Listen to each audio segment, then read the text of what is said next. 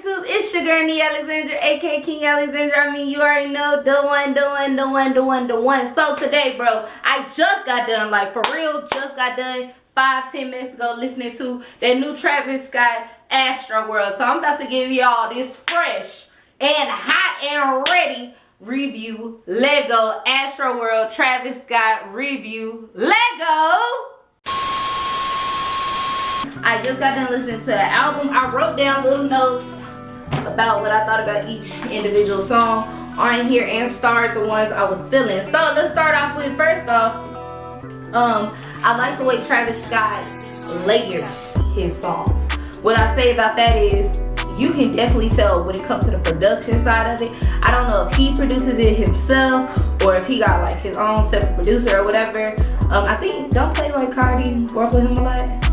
I don't know, but I like the way he layers the sounds and stuff, and the fact that Astroworld, first off, besides, you know, he's from Houston, there used to be a theme park called Astroworld in Houston. It got demolished like 10 years ago or something like that.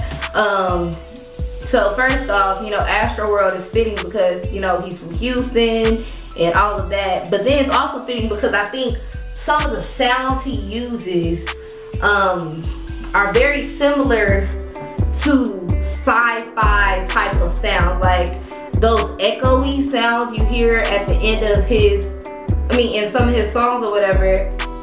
I like it, and it kind of compares to some of the echoey sounds you might hear on like Star Wars or Star Trek and stuff like that, when it's very airy and it's very echoey, and it, you know, gives you that looming type of feel, that sci-fi type of feel, and his sounds really capture that.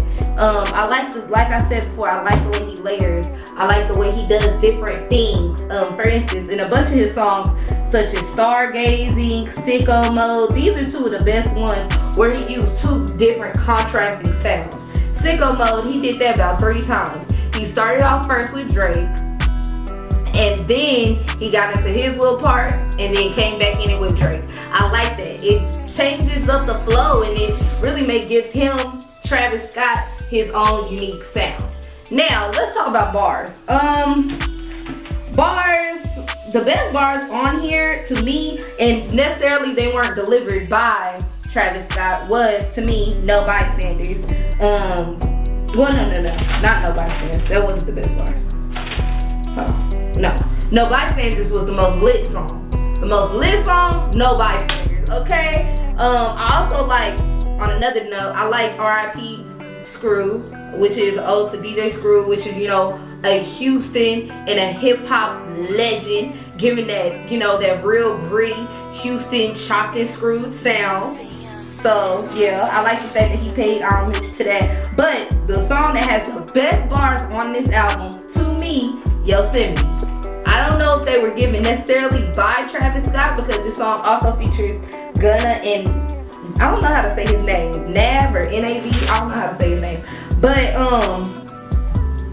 yeah, I would say the thing about Travis Scott's music though is I wouldn't consider him to be lyrically bomb or lyrically good.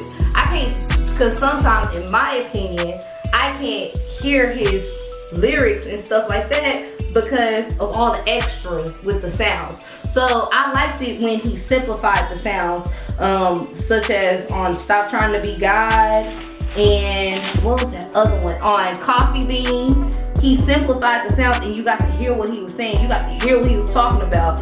You know, because I feel like sometimes when you're doing too much, especially with the ad-libs, that's another thing that makes me deter from him. Ad-libs, he just becoming, some songs he be doing too much with ad-libs.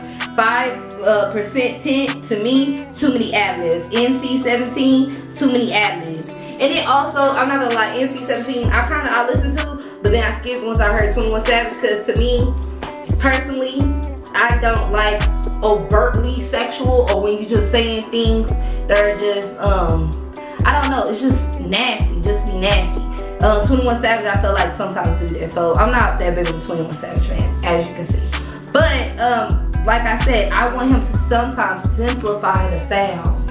He can still stay unique to his sound, into his ways, but just simplify it so we can hear what you're saying, what you really rapping about. Because sometimes the beat can overtake all of that, you know. And I feel like on Coffee Bean, I liked it. He was talking about a relationship or whatever, and that's he doesn't diversify his lyrics enough for me, but he does diversify his sound. I would say, like, on Stop Trying to Be God, I love that song. I love, but me, I can appreciate smooth jazz. I like that saxophone at the end and that singing and just it all coming together. It was really beautiful. I like that. But yeah, the most lit song on here on this album is No Bystanders. I know that one off Dome. That's gonna be one of those club bangers. Off Dome, I didn't write this one down, but the one with the Migos. What the hell? The one with the Migos off Dome. I know that's gonna be a club banger. What else? Oh my God, where are all the other songs?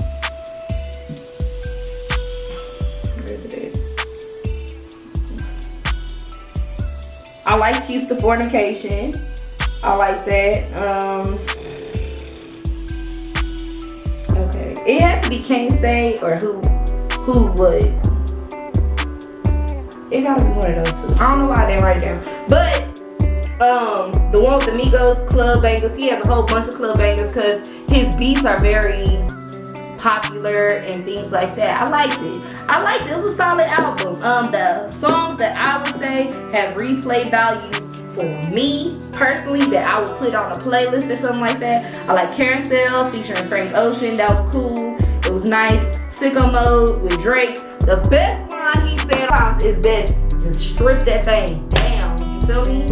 Sometimes just strip it down so you can hear what you're saying. And I think he did that on the ones that really meant the most.